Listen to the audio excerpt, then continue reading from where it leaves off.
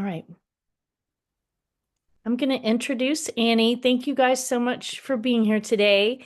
Annie Wenz is a very dear friend of mine. I'm so glad that she's here tonight with us. She's also an outstanding performing and recording artist, an educator. We worked together at a music camp for teens in the hill country of Texas for 17 years.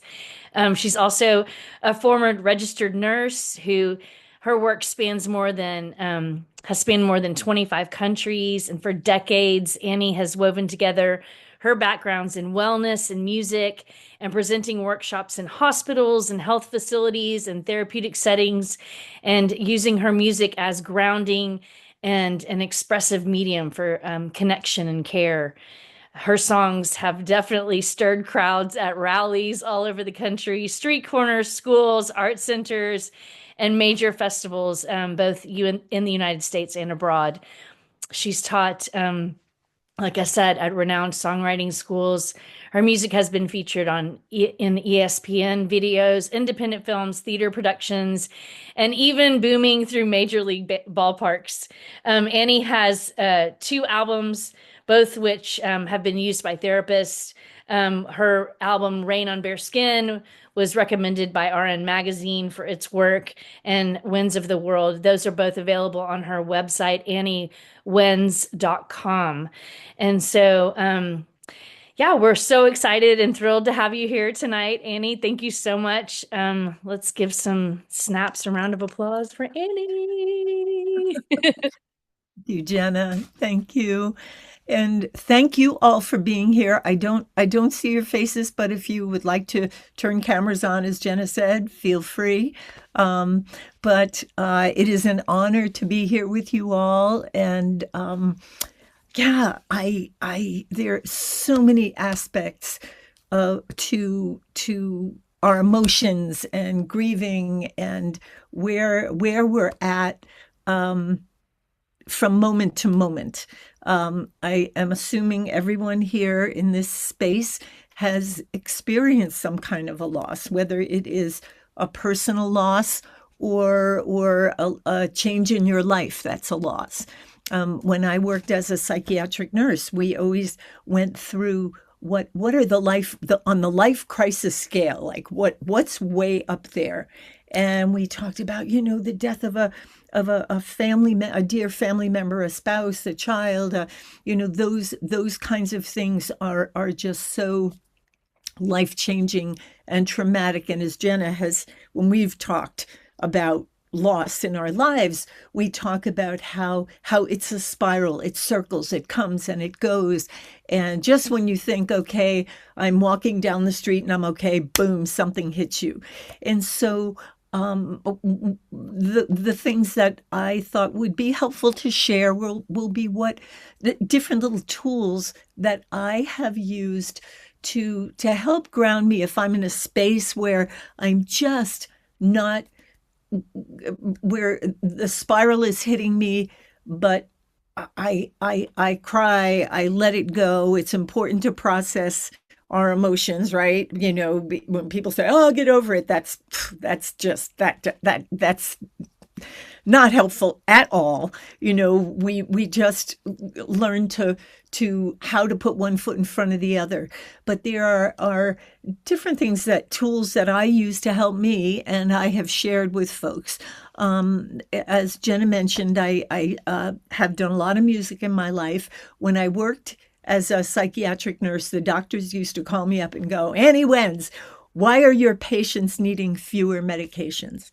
Um, and and I said, "Well, I'm what I was doing was I was doing guided imagery with people, just relaxation. For those who know me, Jenna and I both have kind of strange senses of humor. So when folks listen to my recording and, 1 minute I'm telling, questionable jokes, but the next minute I'm talking calmly, close your eyes, take a deep breath, listen to this, the crickets around you. It's the ability of our mind to shift gears is just huge. If I tell you salivate. You can't turn around and just salivate on command, right? Can anybody here? If you can, let me know. I'd like to know. But if I tell you, picture yourself biting into a lemon and just putting your mouth on that lemon, you would start to salivate. That's kind of the premise behind using guided imagery. If I tell you to just picture your favorite color, find a word that you find relaxing. For me, the word is water. I remember, I think of the word water, I think of myself in the water, and I picture myself walking through the woods. I would like all of you, since we're doing a writing thing, I would like all of you to write down your senses, right? Your sense of, you hear, you see, you smell, you taste, and you touch. Write all those down because we're going to use that in our writing exercise. But when I do a guided imagery, whether I am talking someone through a guided imagery or I am talking myself through a guided imagery exercise, I bring in all my senses. What do I see? So before I do a little bit of a guided imagery with you all, I'm going to play my Native American flute. There is tons of research about what happens to our brain waves when we listen to certain sound frequencies. I'm sure you all notice if you listen to cellos, if you listen to violins, there are certain kinds of sounds that just put you in this zenful space. And that's because our brain waves are going in an alpha space where they would be if you were under hypnosis, if you were starting to just go into that la la land space where we are breathing calmly.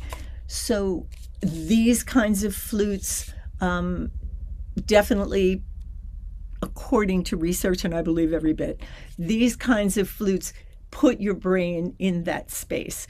So what I'm going to do is I'm going to play this, and I would like you to close your eyes, and I am just going to try and put you in a relaxing space by just talking, doing a little brief guided imagery.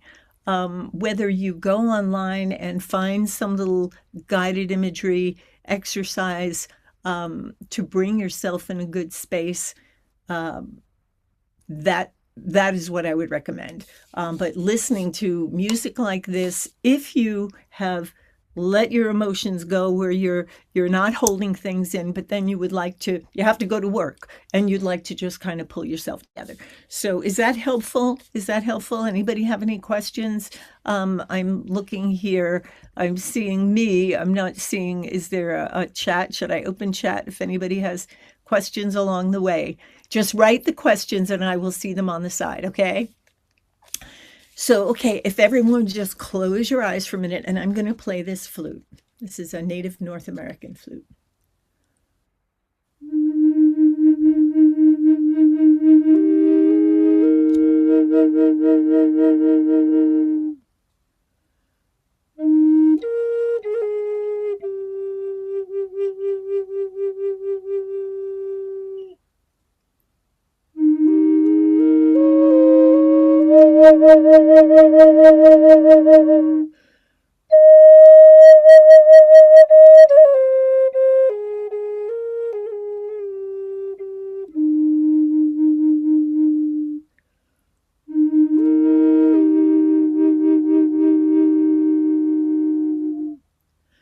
So I would like everyone to close their eyes, keep your eyes closed. Take very, very slow, deep breaths from your abdomen, very slow breaths. And picture yourself walking through a very, very peaceful place. Be mindful of the colors around you. Be mindful of what you see around you, of the sky, of the grass, of the trees, of the water, the flowers, whatever it is that you see. Take that in. And allow yourself to smell what that fragrance is like. What does it smell like in that space? What do you hear? What do you hear? If you touched something in that space and put it to your tongue, what would that taste like? And what does your skin feel like? Does your skin feel warm, comfortable? Allow yourself to feel comfortable in that space and just breathe. Look around. Pick a word to help yourself remember that space, what you see, what you smell. Take it all in. And as you breathe, I'm going to play again just for a minute.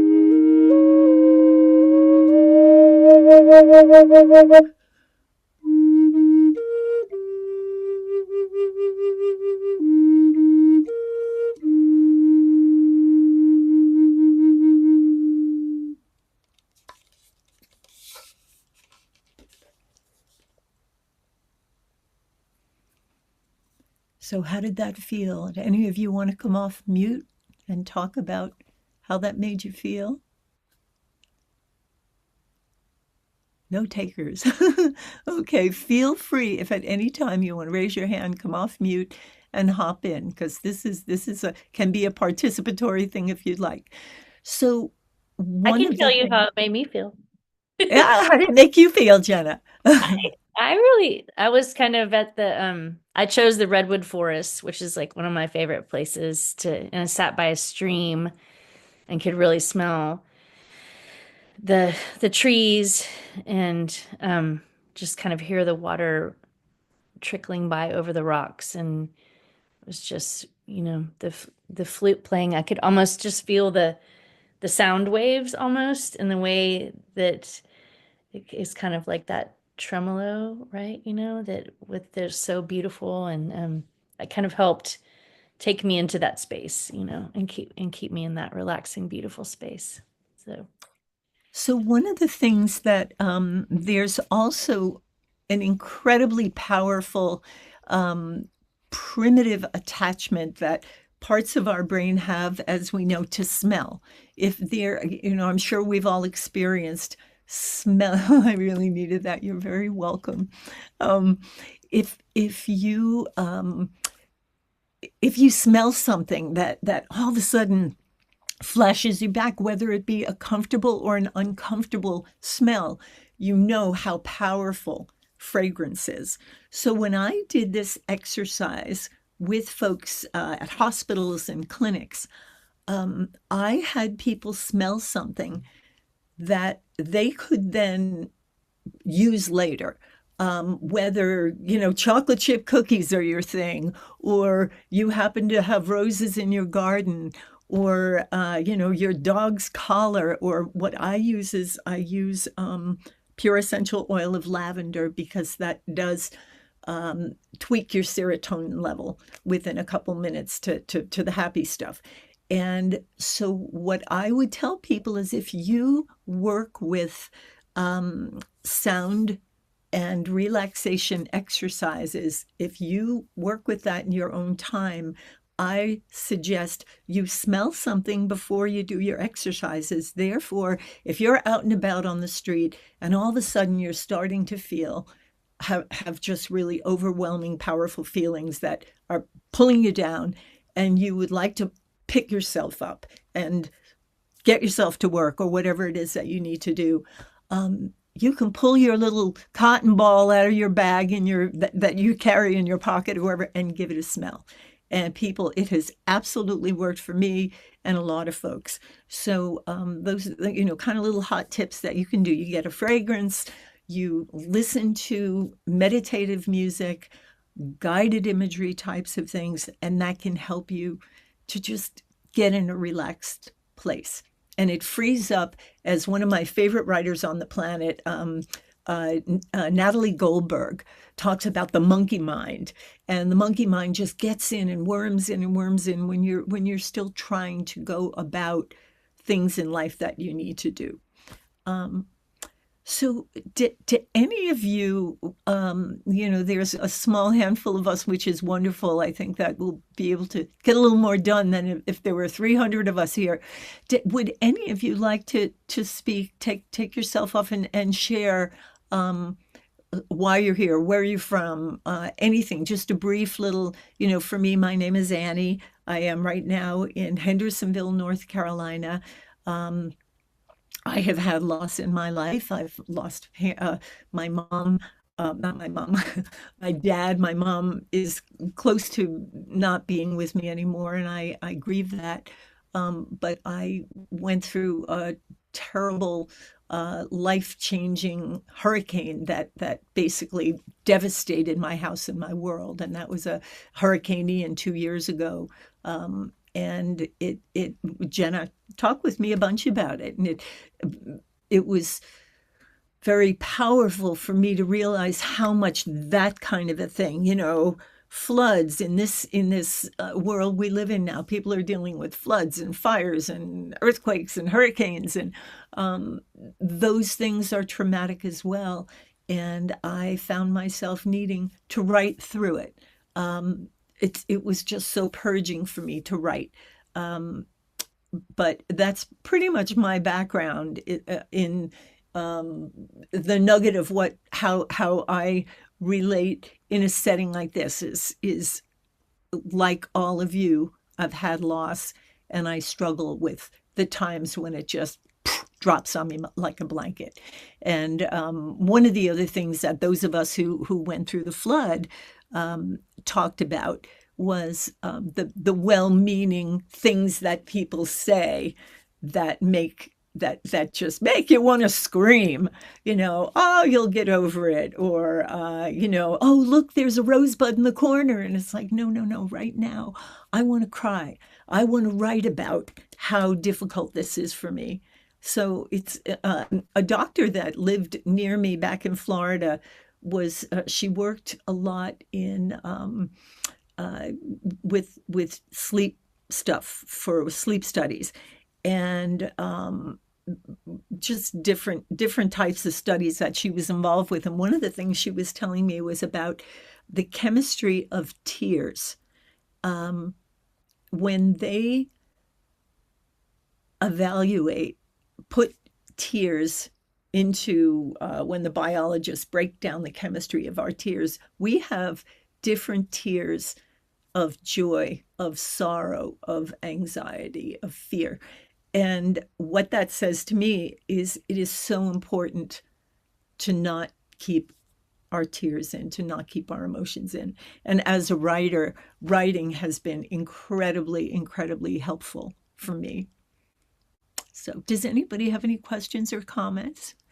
Um, Anybody? Would any of you like to share who you are or where you're from or what brings you here? I see Terry. I can do that. Yeah, please do.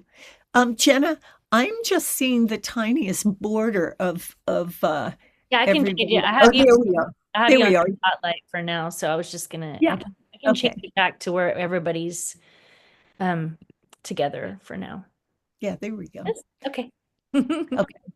So Hi, yeah. Hi, Terry. I'm Terry Sunflower. I'm a songwriter. I live in Socorro, New Mexico, and I was living with my dad until he passed on April 9th. We were housemates and best friends. Um, I am almost 11 months sober from alcohol, and so in this last year, I've been doing a lot of internal work and grieving a lot of uh, past life stuff around that. And yeah, just I I've got a son that I'm estranged from, and I'm in a new relationship, so things are all over the place for me. Thank you for sharing that, and thanks for being here. And I'm so glad you're here because we're going to write, and I think that'll be a beautiful thing. Yeah. Megan, I see your face. Hi. Would you do you want to say a few words? It's up to you. Sure. Hi, I'm Megan. I am in Telluride, Colorado, and I am here because my son Alder died 4 years ago. So I'm grateful for the little visualization activity you did with the music in the beginning and some helpful tips. Thanks. Thank you. And if after this, I'm always reachable. If any of you say, Annie, you said something and what was it? Clue me back in. Annie@anniewenz.com. Send me an email. I mean it. So, Deborah, hi. Thank you. Hello, hello, hello. Thank you to Evermore for organizing. Thank you for being here. The music was beautiful and your thoughts, and just that idea of having a fragrance on a cotton ball in your purse. What a great idea. What a great security or safety to think that that's there, that you can just, breathe that fragrance. That was a wonderful, thought. And I'm here because I love to listen, just as you told us, everyone has different ways that they find, as they go through their grief. And I've learned so much since my husband passed in November of 2024. His name is John. He loved music. It was an integral part of his life. And he really loved classical.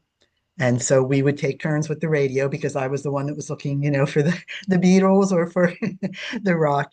But I enjoyed the classical too, but not as much as he. That was he loved that. And I feel uh, drawn as soon as I saw that there was music as part of, your presentation. I thought, oh, I would love to listen. And I also like to write about my grief, but the music really just, and right away I thought, oh, I can't wait to hear what you're going to share, with us. We have a piano in our house that my son took lessons on until he graduated from high school. So it sat there for all those years.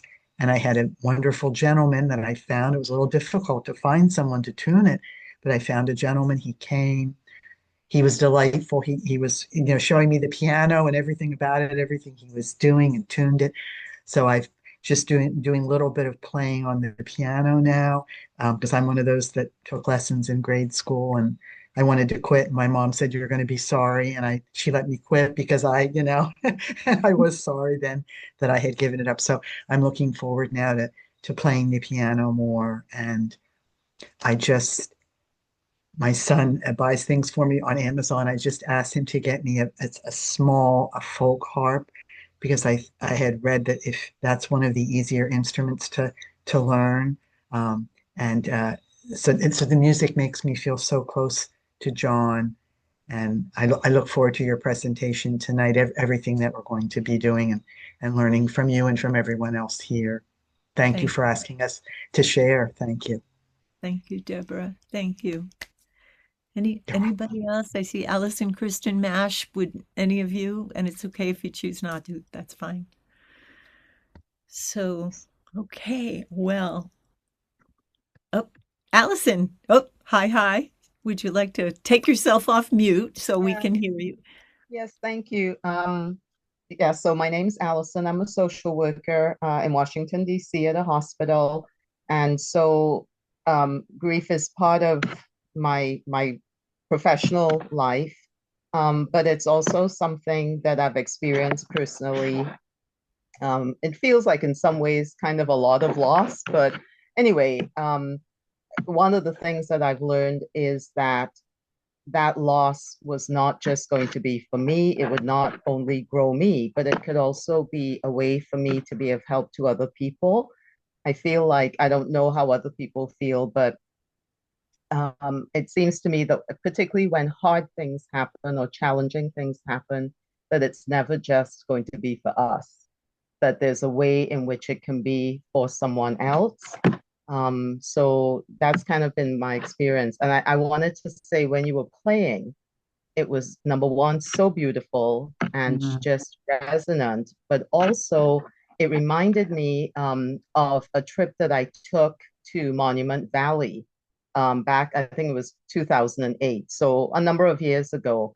And we were invited to lie down, and it was very cold. I mean, it was the morning, the sun was shining, but it was very cold. It was in April.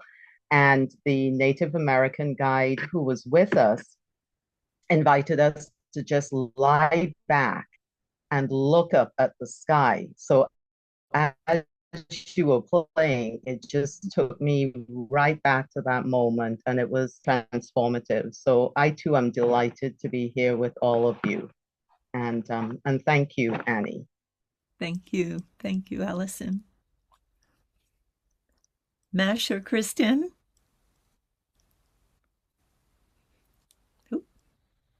Hi, I'm from Colorado, and yeah, I just really appreciate having this. I've been looking forward to this and didn't know if I could attend until today, so I was excited that there was still a way to sign up. I have worked in the grief world for, I guess, about 20 years after the death of my son, and found it to be really what gives my heart a lot of meaning after going through such a devastating loss. So I probably will listen more than to participate, but it doesn't mean I'm not soaking it all in. So thank you for letting me do that. Thank you. Thank you. Joelle. Yeah, and I'll just add, so I really appreciate being here tonight. I'm running in 1,000 different directions. I'm the founder of Evermore, and actually my journey started early on and paths crossed with Allison. Allison, it's been a long time since I've seen you. Yeah, it's wonderful to see you. And I wrote that I really needed this. There's a lot going on in our world, but even today with the shootings in Minnesota, and I just came from Minnesota, actually, and so now I'm sort of helping do a couple of things for the community there. Um, but it's just really beautiful to be here and see all the people who, from all walks of life and for different reasons, and beautiful relationships that we've all held, on how universal this experience is. And it's just really wonderful to be here. And I really enjoyed listening, Annie, to you play the flute. And I found myself thinking, gosh, if I had had access to folks like you or community like folks on on the computer tonight, I probably would have never started all the work that we've done. So I'm really grateful to be here with all of you. Thank you. Well, Mash, if you change your mind, you just hop right in. But again, you don't have to. Couple words about this flute. This is my high holy favorite flute. I open all my concerts with this service, and this helps me ground. And it's just such a vibrational thing. It just brings you right down into a good space. Be aware, you can get these flutes for very reasonable prices, and it does not take a wizard or somebody with 1,000,000 degrees to be able to play these flutes. They're I teach workshops on this where you just work with two holes and just blow in and listen to the tone, and it's about the breathing, and that's what helps and that goes with it. It's kind of cheating, but that's okay. But so if any of you down the line have questions about the flutes, they could be a good tool for y'all as well. And one of the folks that I worked with the flute on was a woman who was deaf. So deaf, she said she could hear a fire engine going past her house, but she could feel the vibrations, and she wanted to learn to play the flute. And she was a social worker. So it was amazing because she would teach me how to teach someone who could not hear about the vibrations and what the flute does. So it was pretty amazing. But that's my little thing about the flute. So I'm going to move on to writing because we're all here to write as well. So I think if it's really, really, really helpful if you're going to write, to try and get yourself in a space by something like the smell, the sound frequencies, the breathing. Again, there are all sorts of guided imagery type of things on the internet. I do have one, and I should pull it out. And I will let Jenna know to let you all know, but it's basically me talking folks through the journey and stretching and movement type stuff. But then moving on to writing. So there are so many ways that you can jump into writing about loss, about emotions. You can write something comedic. Maybe that will make you feel better, to write something funny about the person you have lost. You could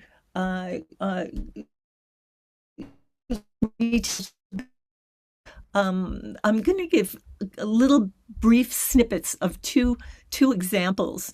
One was a dear friend that Jenna and I met through the Kerrville Folk Festival in Texas. But those of you in Colorado, for many, many years, I taught at the Song School in Lyons, connected with Telluride. And but one of the folks who was kind of a regular at the Kerrville Folk Festival was this guy named Al Grierson. Al kind of looked like Santa Claus, and he was always, had a red bandana that he would wear, and he would write. He was a brilliant songwriter. And people said but he was always disheveled. Al was always disheveled, but his songs he wrote about all the maidens with flowers in their hair. And people said that he was such a hopeless romantic. He could fall in love with the woman on the shampoo bottle. And we talked a lot. We had gone to writer things and music festivals together. And in his late 50s was not in good health. And he not been long with us. And Al would have wanted to go out in a very flashy way. And as it ended up, there was a flash flood in Texas, and Al was in a big rush to go from his gig to the shampoo bottle woman, and he was swept away in a flash flood. And it was obviously tragic. But knowing Al, and again, you don't hold your tears back. I may cry when I sing this. Al would have wanted to go out like he did. And so what I did was I sat down and I wrote, and this is what I will have you all do. I wrote things about Al. As a writer, this is always what I do. I make lists. What do I see when I see Al? I see his red bandana. I hear the words that he would sing about the goddesses with the flowers in their hair. He talked about how it felt. So I put all of this I put it all on a paper. And then the best way, in a short little segment like this, to give you guidance on, if you want to write something in a song form, take a song that is fairly simple. You're not going to take MacArthur Park, but take something that's fairly simple and write it down so that you can work with that rhyme scheme. Like when I work with kids, I say, write down dashing through the snow in a one-horse open sleigh, all the fields we go, laughing all the way. So you've got the first line and the third line rhyming and the second and the fourth. So take a verse of a song that you know And if you listen to, for example, dashing through the snow, blah, blah, blah, blah, blah, blah, blah, blah, blah, blah, blah, blah, blah, blah. That's the kind of stuff that the kind of format that you're going to use. She brought out the light. You're going to have your beats pulsing in the same place that song that you're ripping off, where that song pulses. Some say love, it is a river, blah, blah, blah. Thank God I don't sing for a living, right? So you're going to take look at the rhyme pattern and plug your words in. But plug your words in so they'll go blah, blah, blah, blah, blah, blah, blah in the same spaces. Does that make sense to everybody? Okay, so I work from lists. And I know I'm like saying, oh, yeah, sure, you can do it in a minute. No, it's a lot of work. And I go back, and Jenna, as a writer, we go back and we edit and we pull things apart. And I look and I say, did I use the same word here and there? No, I don't want to use the same word. That's wasted real estate. But so here's a little example of the way I decided to handle the song about Al. Okay, ready? Can you hear that? I'll move this down so you can.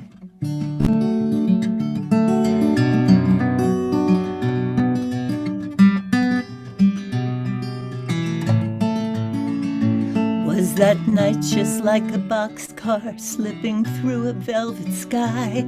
Was that river like a blanket? Did you open up your eyes? I heard you rode that thunder like a cowboy on a stage. I heard that you were singing when you met the holy sage. Oh, shoot the sky, shoot the moon. The keeper of the yellow roses left too soon. There's still satin-slippered ballerinas waiting on a chance for the poet's final dance. So Al always talked about how when he moved to Texas, he was going to get a yellow rose tattooed on, which he did. So that's the yellow rose. Now we've got ashes of some scripture puzzle waiting on a rhyme. Hobos in a dining car still waiting on the brine. We've got red bandanas waving to a princess on parade. But the carnival is packing up, it's just a masquerade. Oh, shoot the stars. So that's basically, that's Al. I just pulled little tidbits of, what was that night like? What was it like? I heard. So that's an example of using bits about Al, specifics, and putting that in verse. Now, here's something else that I also wrote that was a little more general. This is something that, I'm sure we've all experienced. Our loved one that's gone, whether it's a person or whether it's a place that we love that all of a sudden is gone for some reason. But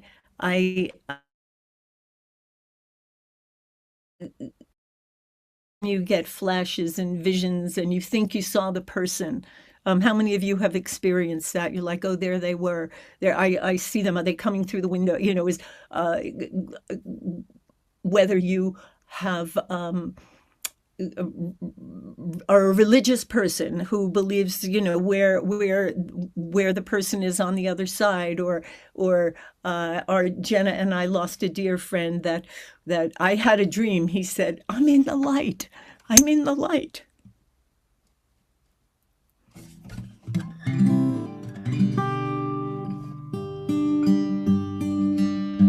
So that's what this one is about.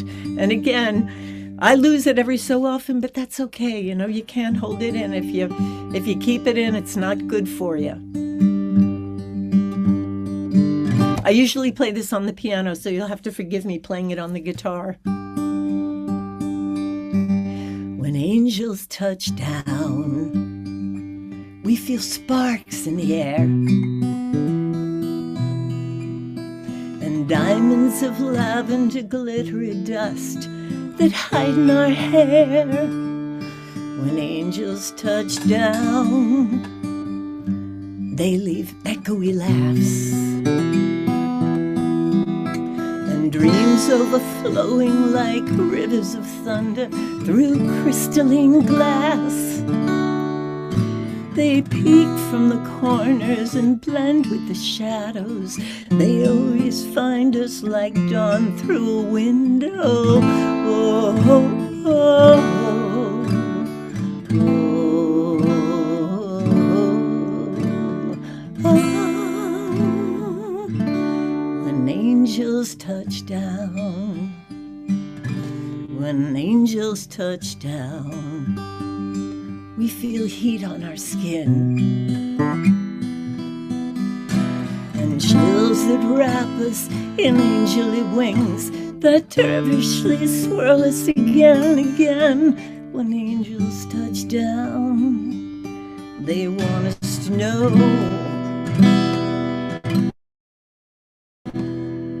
their whispery prayers wishing a song long after they go.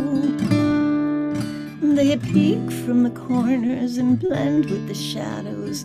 They always find us like dawn through a window. Oh, oh, oh, oh. When angels touch down.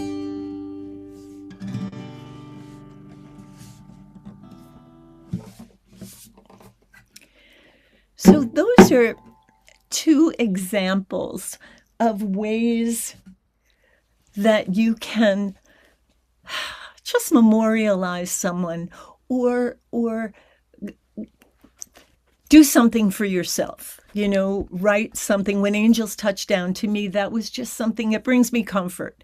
You know, when I play that, I think of the people in my world who have passed, who mean so much to me. And yeah, they're visiting me in the light. You know, where does energy go? Where, you know, so what I like to do, as I had you do on your senses, what I would like you to do is go through, would you all like to write with a person in mind? Is that something that makes sense? With a person in mind? With a person in mind, to write what you see when you see them, what you hear, what their voice sounds like, what their laughter sounds like, different habits that they had. So make a list. And I'm going to do, this is not about a person that I lost. This is, but this is a good example of weaving.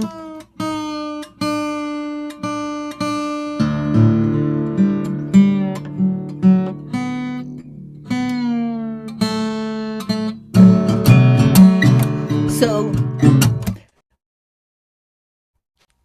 I wrote a baseball song and I went through and I looked that we use when we watch baseball. Okay, I wrote down all my senses, and I had 2 pages of stuff, which is what you can do and what I would like you to do about your person. But I put it all together. The fog and the light, the sweat and the clay. An old guy was saying what I used to pray. Cracker Jack prize, New Jersey mud. Remember when we paid $1 for a bud? Looking them over, covering them, you know, that kind of a thing. So does that make sense to everybody? So it's if you've got a whole page of different things about that person, that you can then work into either a song format or a poetry format, which is different than a song format.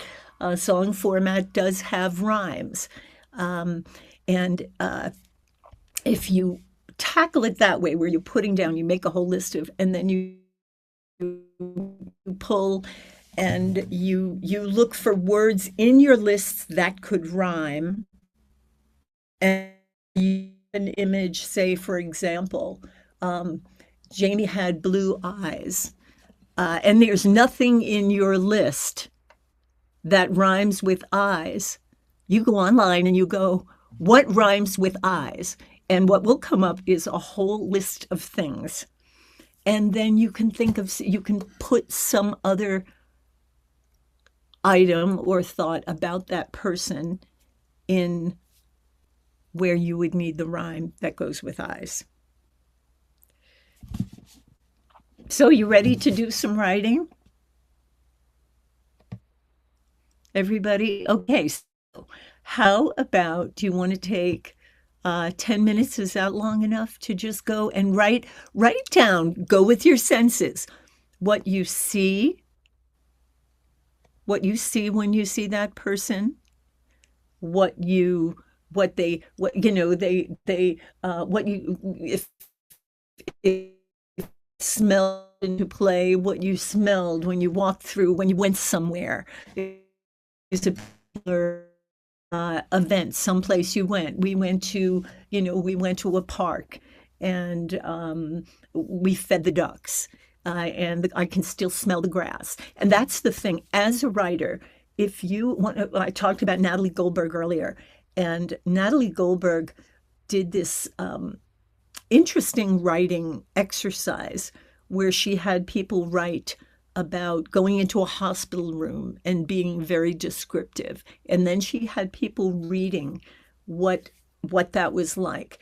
And what was so what I noticed, and I think everybody else who watched the workshop noticed, was the more vivid details. The person who walked, they had blood red fingernails, and there were the little dots on the hospital gown, the blue gown with the little white dots, and I could hear the beep, beep, beep of the machine or whatever.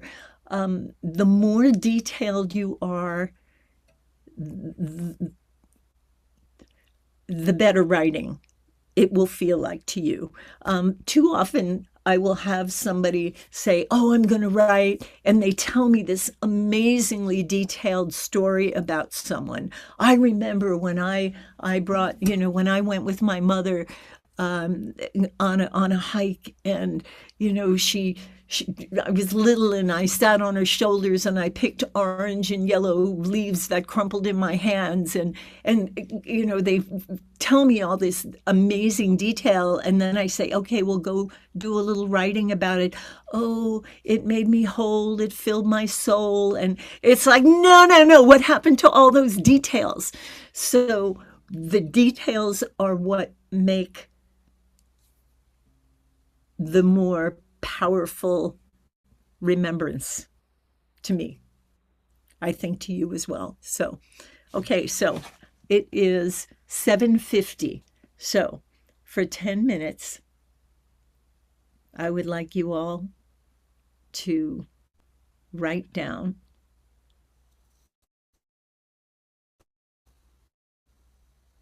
and I'm going to do it too. So you have your senses, and I would like you to write about someone, and write all through your senses, what you see, what you may smell, what you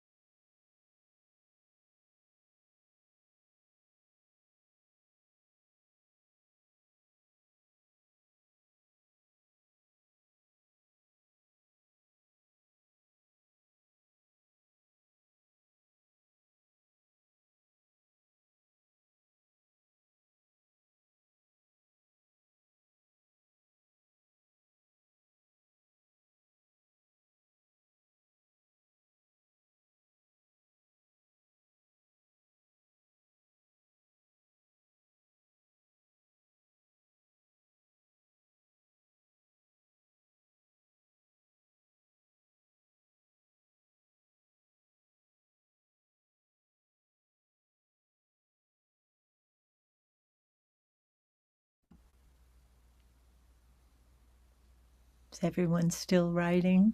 Need another minute?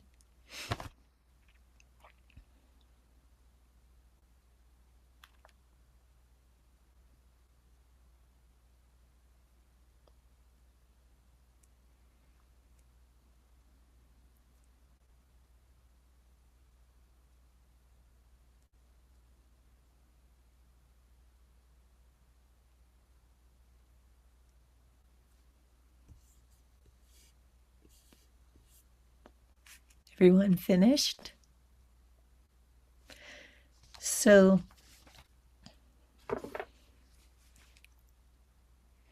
how did that go? Were you can Deborah, I see you have a big smile on your face. Do you want to unmute yourself? How did that go? Were you able Just to? a lot of fun, a lot of Yeah. fun. Because Did you? I had a piano book that has This Land Is Your Land, which was one of John's favorite songs. So when you were doing the rhythm, I Mhm. started to try to do the rhythm to it, and it was just so much fun.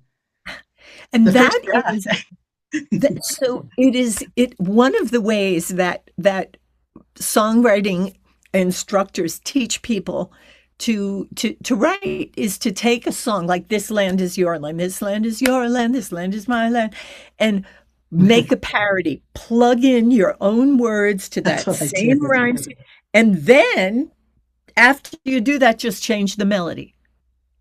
Instead of Yeah, "This yeah. land is your land," uh, da da da da da da da da da da. Whatever. Just pull some other melody out of the Out of sky, right, and you have a song. I right, mean, right. that is not cheating. That is not bad cheating, and it's Well, how it. if you're at the piano by yourself, you can still do the "This Land Is Your Land" and plug in your own words, right? And just Yeah. have fun with it. If you're just doing it for yourself. There you go. I mean, look at Randy Rainbow. He takes songs that are existing and he just puts his own words to it, and he doesn't even change the melody, so you don't have to. But that's a good way to start. That's a good start. Tim, were you able to do some writing? Did you write some stuff down? Yeah, it was lovely just to give yourself permission to just do like a list format. I'd never thought of doing that. I think I get so caught up the couple times I've tried to write a song. I'm like, well, does this match this? Is this enough I'm like trying to count the symbol of it and then the rhyming. So it was nice to just have that freedom. Just And the list, it does. The list just gives you so many good bones. And Megan, how about you? How about you, Megan? Do you have anything that you were you able to do anything? That's okay. How about Terry? Oh, Megan. Oh, there you are, Megan. Were you able to do a little listing? I mean, and I'll tell you, when I wrote about my grandmother, who was my most beloved, I cried, I cried, I cried, I cried, I cried. So how was that for you? It was good. I'm still working on it. All right, good, good, good, good. Is it coming? Is the list helpful? Doing it like a list like that? Yeah, I feel the same as what Kristen said. Good. Yep. It's a whole it it, it opens up um just pathways that you may not have thought of. We all think we have to start out writing it as a piece of poetry, but you start off with a list and then you've got a lot of it done. Then you just put in the ifs, ands, or buts and shuffle around the rhymes. And one of the things, my family can always tell when I'm working on a song because I'm humming and I say I'm walking the song. um, Mm. I'll say, okay, what's the line I want to work with? Um, uh, he took us playing in the snow, blah blah blah blah blah blah blah blah. Um, and we all piled in the car. Um, what rhymes with snow? And um, so having a list of all the things that you have to choose from gives you a lot of real estate to play with. How about Terry? How about you? Did you was this helpful? Did you come up with a big list? I don't tend to write a list in a list form, but it's just a free write, Okay. kind of like an Cool. object write. I just started writing about my dad and really just kind of went through a whole day of all the things he did and tried to get as many sensory things in there. Nice. And I'm And sure that's if I just broke it line by line, it would be a list, but I just free write. very, very good. And um, there are so many options. As I said, you could do something serious, you could do something comedic. You can take one event, you can say, take it through the day. Dad got up and had the same oatmeal every day and sat at the corner of the table and the sunlight came through the window.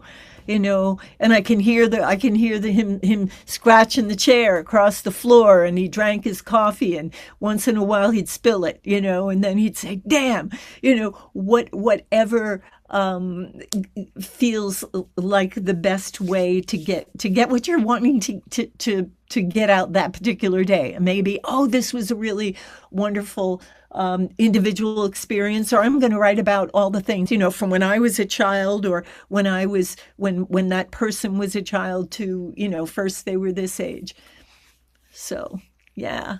Anybody else? Jenna, how about you? I love these ideas.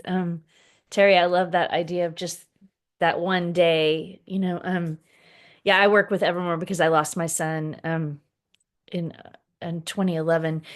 And I would love to just go back and think of one day of his life and write down everything that he did. I was thinking he ran a book buying and selling business online. And I thought, oh my gosh, I could write about him preparing the books to sell and to ship to all the people, and like how we would write poems and songs together too, and like all that. That just gave me chills. Like that was is such a beautiful idea. So thank you for that idea. I had a good time writing. I took a song that I'm really, really loving right now. It's called Two of Us on the Run by Lucius. It's a song that I just love. And I don't know if you ever happened, like I lost the song and I couldn't find it. And then I was trying to Google it and find the song with the lyrics and everything else. And I was like, I can't find this song.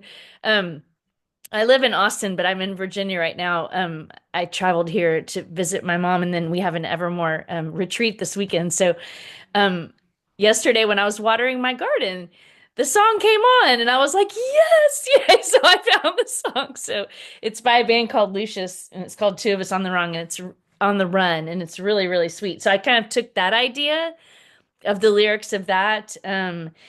It's about telling our stories, and it's about two people on the run, and da da da, and then it rhymes, and then it's like, and we will tell our stories now. And so then it just kind of keeps going into different stories. So I kind of took that and yeah, I used sensory detail and talked about yeah, a relationship that's changed recently for me in my life, and just took that and did just AABB rhyming all the way through, just yeah, couplets. So it was really fun and I loved it. Thank you. Anybody else? Well, I was trying to think of, and again, if anybody who hasn't spoken wants to speak, just pop yourself right in. So I was thinking of what could be maybe a good example of a song that we all know that you could write down to then plug into a format if you chose to write in a song format. So if you do like "Blowing in the Wind," I think is everybody here knows "Blowing in the Wind," right? Um, um, how many roads must a man walk down? And it's not how many words must a man, it's how many roads must a man walk down? So there's 4 beats. How many roads must a man walk down before you can call him a man? So 4 beats before. How many seas must a white dove sail before she can sleep in the sand? So there's 4 beats, but but it's A B A B A B. So you've got your rhymes are on the second and the fourth. But in Blowing in the Wind, then they do how many times must the cannonballs fall before they're forever banned? So you've got 6 lines. So it's this man, sand, and band. So you've got 3 rhymes, and then the answer, my friend, is blowing in the wind. The answer is blowing in the wind. And I took a writing workshop with an amazing songwriter, Jenna. Do you know Jefferson Ross from Kerrville? Like Jefferson is just an amazing story songwriter.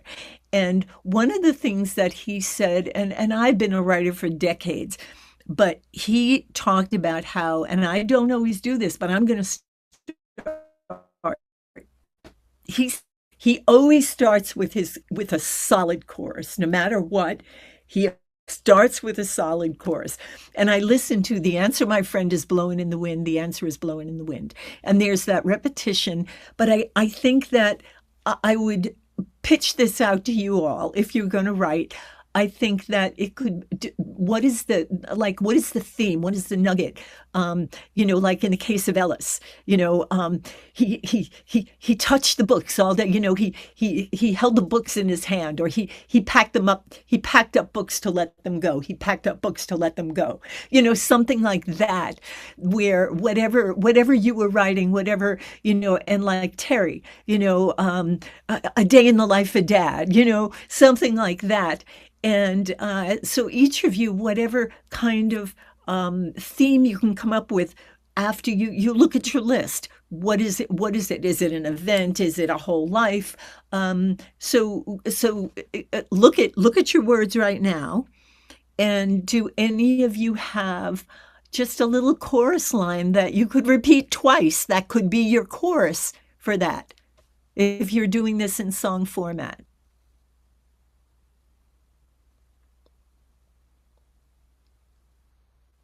And take yourself off mute and let us know when you come up with something.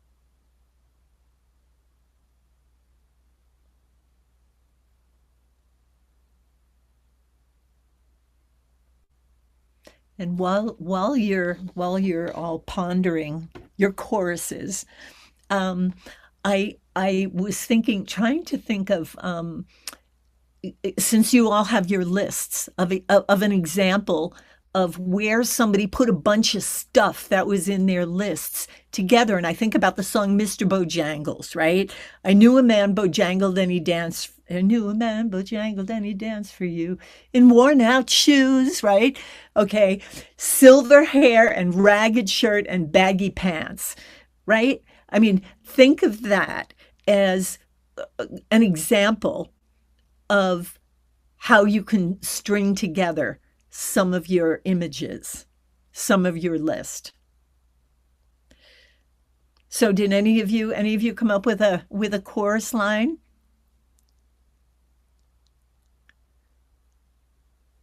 Jenna's got a smile. Jenna, what do you have? No? Anybody? Allison, you look like you may have a chorus line. You have a chorus line? Take yourself off mute. No? Okay. No, Well, I'm not really a songwriter. Like I've written two songs, but from myself in a way, but I'm not really a songwriter, but I love to write. So I'm just really intrigued by what you have shared, and I will practice it, and I am going to try to write a song. I mean, the Very one line that came to me was just the line was, "But I don't mind." And so the example I was thinking about was I was eating donuts with this person, and my fingers were all sugary, but I don't mind Oh my because God. of Great. who I was Yeah. with and what was happening at the time. But I don't mind, I guess, is one line in the chorus. Oh, that's You're great, killing me. You're Allison. killing me. I want to, that is, that, Yeah. as a writer, I'm going, woohoo! I mean, you can take something like that and all of the Yeah. things, Hmm. sometimes you shook the bed when you rolled over, but I didn't mind. I mean, a whole list, that is I love that. Oh, that's great. You're sparking us all. I can tell everybody's eyeballs are Yeah. going, wow, Yeah. what a good Yeah. idea, right? Megan, you look like you have something. Did you come up with some kind of like a theme line or a chorus that, Yeah, I wrote standing on a beach below the fog. oh wow. That's just a Wow. mood right away. You just have Mhm. a feeling. And Yeah. so what Megan did that is so cool It's is cool. there's the actual act, but there's also the metaphor Yeah. of, so that's, you're hitting two different spaces, which is wonderful. Very, Mhm. very, very cool. Love that. Mhm.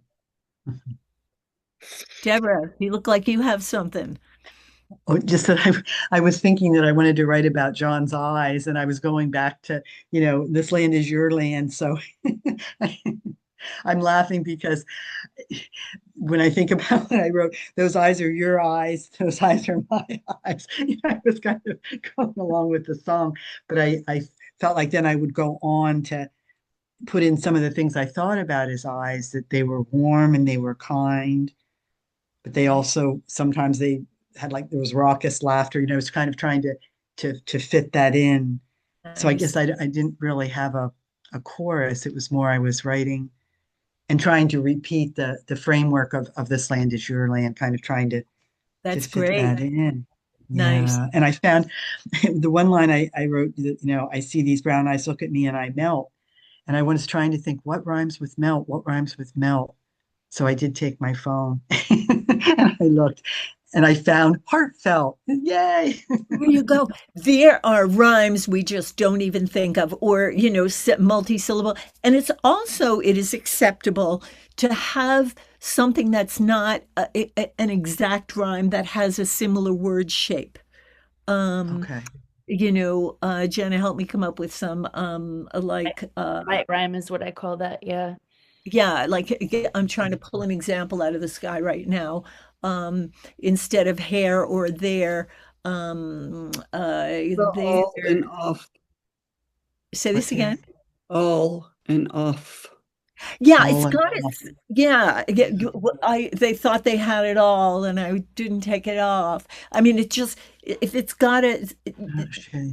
there are things that fit in that can fit, even if it's Mm-hmm. not exact. So, and that's And that's cool. I wanted to share an idea too with Deborah so Steve Suskin, who's a wonderful songwriter that's friends of Annie's and mine as well. He wrote a song with a friend, Alan Shamblin, that song, I Can't Make You Love Me If You Don't. I can't make you love me. That beautiful song. Well, Mm-hmm. this is what made me think of this. So when they first wrote it, it was like a upbeat. It was like, I can't make you love me if you won't. Yeah, can you imagine that beautiful song like that? I was like, oh my God, no, no, no, no. So I thought when you were saying the My Eyes, and this land is your land, then just slow it down and Oh, make that's a good use the idea. melody on your piano and then just take it to the cadence of how you, because that's where it would fit in with the eyes. Like that's what I thought of. Thank Your you. sure, that's what I was thinking because I was like, just Oh, even can change the entire mood of a song yes. is Yes. the timing, right? So Yes. Thank you so much. What a great sure, idea. sure, of Thank you. course. Thank you. I That's thought that would great. be fun as you're learning Yes, piano again and all this too, and exactly. having fun with Exactly. that. And slow is good for me. So Right? And, Right. thank and I you, will thank add, if any of you have play any instruments at all, it's all on YouTube. When I tell people you. who Mm. say, piano stuff. When I studied piano, my piano teacher had me one of the first songs he had me learn was The Rose, which is so simple. Bling, bling, bling, some say love, blah, blah. And all that stuff is online. I wanted to write a guitar thing with a funk groove, and I went on, and it was bum, bum, bum, digga, digga, dig, dig. So it's all out there. It's all You, there. it's at your fingertips. So if you are wanting to write songs, there are easy chords. People who think I have to learn all the notes. Why go Right. down that hole? I Yeah. I who Megan Wise went to songwriting camp with Steve Seskin. Get out of town. Did Steve really write I Can't Make You Love Me with Alan Shamblin? Yeah, he said Alan mainly wrote it. Yeah. So, because I always, But he was in on that. I did not and know that's, that. and You that know. story came from, um, he, so Alan was driving in Nashville and saw a guy under a bridge with all his furniture from his home. And, he had a sign out there that he made, and it said, "I can't make her love me if she won't." And he was like, Mm. "Whoa!" And so he took that Wow. story and wrote the Wow. song. Yeah. And that also brings me to, if you wouldn't be here if you were not into writing. One of the things that I do is I have, and I've been bad about it lately, but this is jiggling me to do it again. I had a little notebook that I used to carry. I mean, now I use my phone, but in my little notebook, I would write down phrases. If somebody said something that was usable Mm. material, right? I mean, Mm. something like that. If it's Mhm. usable, write it down. I'm an avid reader. When I read, if there is a quote in a book that just starts my mind thinking about someone I love, someone I miss, a situation that I want to write about, I put that in my little book, but I put it in quotes. So I know that a year from now, when I'm going through my book looking for stuff to write, that I'm ripping someone off if I use that phrase. So I always put in quotes if it's something that I do not want to rip off. But there are things, little nuggets that people are going to say all the Yeah. time that Mm. that can that can spark our thoughts about someone we love, or Mhm. even those moments when how many of us, someone who's gone, we think, did I see them? Did I see them in the passing in the street? There was a song that I wrote inspired by the late great songwriter Dave Carter. I see a window like a mirror. I see something hazy in the glass. Then your face comes into focus, frozen in a laugh. Golden sun around your hair and the sweetest kiss of wind. I know this room is really empty, but you're still circling. you know so little things like that spark you at the moment. Write it down so you have Yeah. it for later, so you can make your writer's date with yourself. um Mhm. and that's something that I have done in my life, is said, okay, no matter what's going on, I'm going to put on my cozy writing socks. And there are rituals that are also helpful. I talked Mhm. about the smell, about the music, about the sound frequencies that put us in a good space.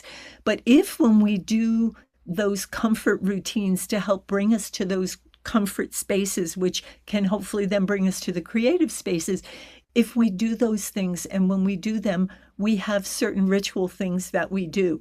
We put on a certain pair of socks, or my grandmother's shawl, or I have my little cup of tea.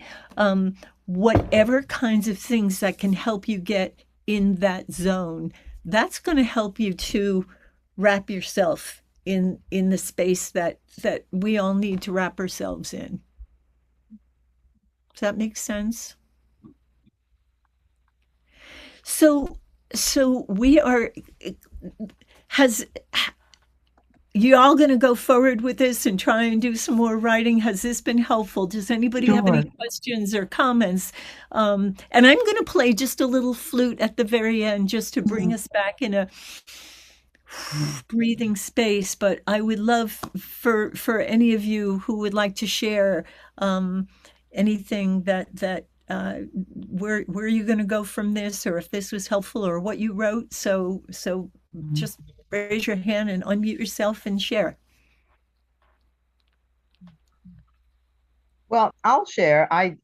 This has been really wonderful. I wasn't quite sure, like how it would be since I'm not a songwriter really, but this has been wonderful. And I'm gonna try and write this song. I'm gonna try to see what else I don't mind. So I don't know about the music part. So if you have nothing better to do when I write the song, I'll send it to you. Maybe you can put some music to it Here you because go. I'm not a musician, but And that's making me think I'm going to hop in here. When we get off, I would like you all, before you forget, they're going to think, I go to a workshop and I say I'm going to remember all this, but just take a little piece of paper and scribble down the bits that you want to remember that will be helpful, so that when you are wanting to write, or when you are wanting to uh, help yourself put your one foot in front of the other because you're having a difficult day, the things that we talked about today that can be helpful to get you in that space. So, okay, who else is going to share what? Allison, thank you. And I thought that was awesome. As I shared, like I was in a bunch of children's choirs and I still love to sing and play the guitar, and I've written a ton of group songs. I feel like I've been in a lot of situations where it's been like a group songwriting process, but I've sort of been intimidated to try writing one on my own, but I feel like this was helpful to kind of break it down into the steps that you shared. And I think like someone shared earlier, like I think it was Kristen, that like you don't have to start with the song itself. I think starting with the list was super helpful. So, because I feel like I do write poetry sometimes. And so I feel like, okay, if I ever come up with a really good song or a really good poem, then maybe I'll turn it into a song, but then that feels intimidating too. So I like kind of like the steps that you laid out of starting with the list and then taking a song that you already know, because I've done a million of those of parodies and stuff like that all the time. So thank you. great. And again, remember, the more detailed, the more vivid details, the stronger it's going to feel. Mm-hmm. That the details are what when you listen to, I mean, Van Morrison, when you listen to some of those Joni Mitchell, the Yeah. images are just unique and luscious and vivid. And Yeah, like Jason Isbell is one of my favorite songwriters. If you and haven't listened to I him, but know. yeah, like his imagery just blows you away. Anybody else? I would just like to say thank you all for being here tonight, for sharing your hearts and your minds with us in the space. Just absolutely beautiful. Thank you so much, Annie Wenz. Can we all just give her snaps or claps or Thank you. some love? Thank you so much, Annie, for being here. Thank you, Joyelle, for being here. And thanks for starting Evermore and having this whole thing. Guys. I can say I can write policy papers that can help put all of you to sleep. You should turn one into a song, I think. I know, So right? I don't think anyone wants to hear anything I have to say. Yeah. That would Uh, be awesome. uh, Thank you so much for being here. Thank you, Annie. Thank you, thank you. And I'll send out a little follow-up email probably early next week with the recording and everything too, that you're welcome to share with other people. And Absolutely. yeah. And it'll be on our YouTube channel always as well. So there are lots of really beautiful. There's a Steve Suskin, Megan wrote a song for Evermore. Oh, really? Yeah, and it's when you lose someone like that is what it's called, and it's so beautiful. Like it's on our Evermore on our YouTube channel, and every single time I listen to it, I cry. Wow. And Seth Gleer wrote it together. Where were you guys when you went to camp? I'd love to ask him about that. In Basalt, Colorado, it Okay, was called Earthbeat Choir, Earthbeat. and we did a song of his called "Don't Laugh at Me." Yeah, Oh, He came and yeah, talked about that one. powerful. yeah. Yeah. And yeah, Steve is. I believe he's doing a workshop with us in August. I mean, not in August. I'm sorry, in October, November. I don't know. It'll be out in the newsletter, guys. I think it's November or October. It is October. It's after our concert that we have in Austin at the end of October. So, yeah, there's a lot going on. But I'll send that info out, and I hope you guys can make it for that too. Thank you, Annie. Thank you, thank you, thank you. Thank you. Should I play just for a minute while Absolutely. everyone's okay? All right, close your eyes. Thank you all so much.